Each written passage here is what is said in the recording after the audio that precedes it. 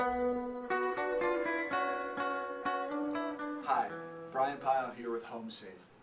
In this seminar series, we're going to focus on a couple, husband and wife if you will, and how well positioned they are for retirement, how they could better their position, and even most importantly, how one spouse might be able to help and position his spouse for the event when one of them pass away.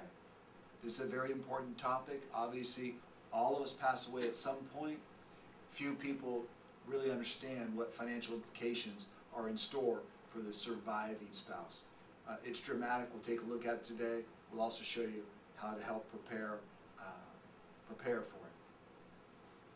So we're going to use a simple sample analysis here, a budget analysis, if you will. The husband, let's say he's still working in retirement, so he part-time job, he makes $1,000 a month. He gets $1,200 from Social Security, a $300 pension that ceases when he passes away, so he gets about $2,500. The wife only has Social Security, about $800, and so combined they have $3,300. And they think that they might be able to get by with retirement on just $3,300. So there you have it. This couple thinks, hey, we're okay. Now, what they don't realize is when one passes, financial factors are going to change. Let's look at them. All right, now this slide looks to see what income is left for each survivor if one passed before the other. This is important. So, the husband, if the wife passed first, he still has his part-time job. He still has $1,200 a month from his Social Security, and he still has his pension.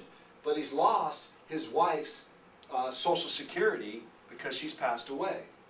So now he has to get by with only $2,500 a month in retirement, which represents almost a 25% decrease in his income.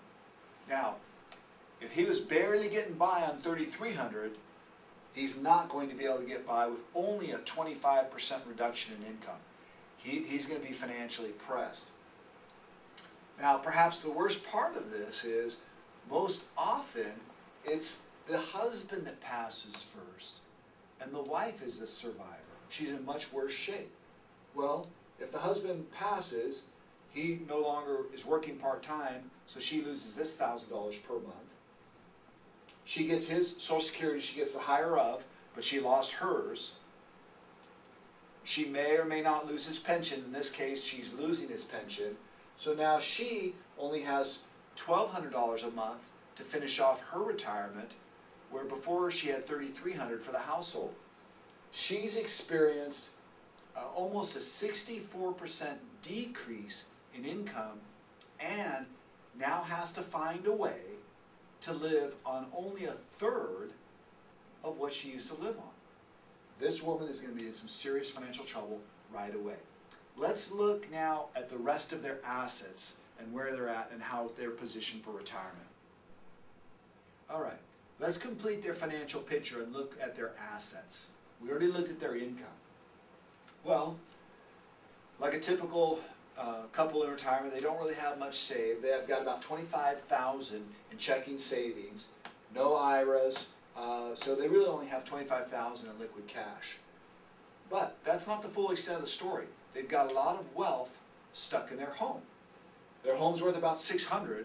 They have a $200,000 mortgage on it, so they've got $400,000 in wealth. If you look at all their assets, they've got $400,000 in their wealth and $425,000. They actually have a lot of wealth. They have almost $500,000 of wealth.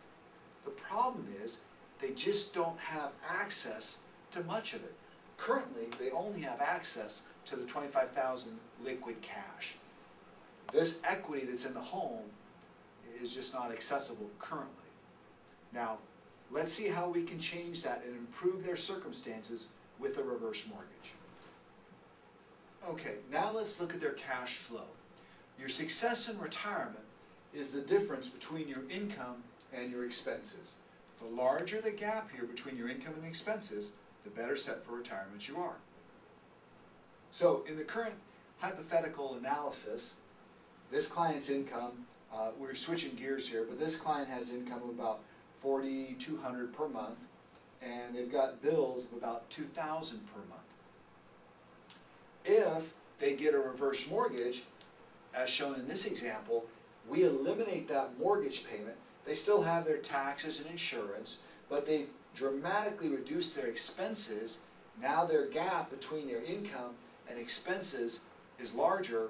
This couple's got more free spending cash each and every month available for their retirement.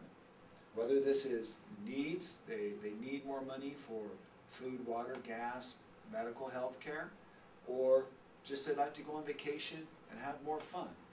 They're certainly in a better position and able to do those things because they've got more disposable income. Now let's look at what will happen if one of them passes away. Okay, so to continue, let's assume that the wife has passed away and the husband is still living in retirement.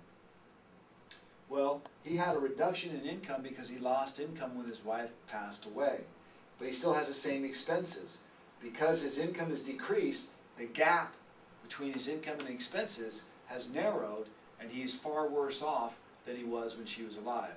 Both obviously in an emotional sense, but now he's worse off in a financial sense as well.